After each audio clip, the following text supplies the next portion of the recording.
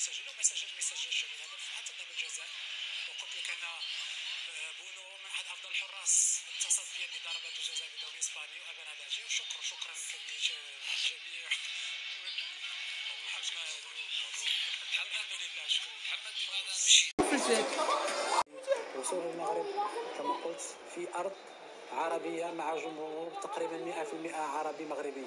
يعني احنا لاعبين على بالهم والكل فرحان محمد. هذه اللقب ومنتخب يمتلك لاعبين مميزين جدا. من حق كل مغرب ومغربيه كل عربي وعربيه ان يحتفلوا لايام بهذا الانجاز الكبير. اسبانيا قدموا مباراه كبيره صحيح. كانوا دائما الكره الكبيره هناك الجانب دائما جانب تكتيكي الروح وهذا ما حصل اليوم. كما قلت انا راهنت وقلت ان المغرب سيذهب الى الربع.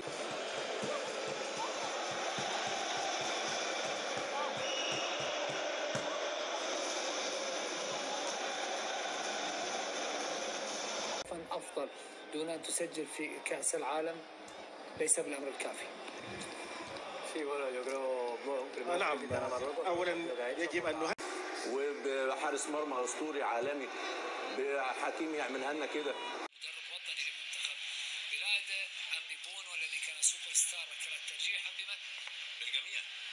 عشنا وشفنا العرب بيكسبوا ابطال العالم في مونديال قطر. شفنا تونس كسبت فرنسا، شفنا السعوديه كسبت الارجنتين، شفنا المغرب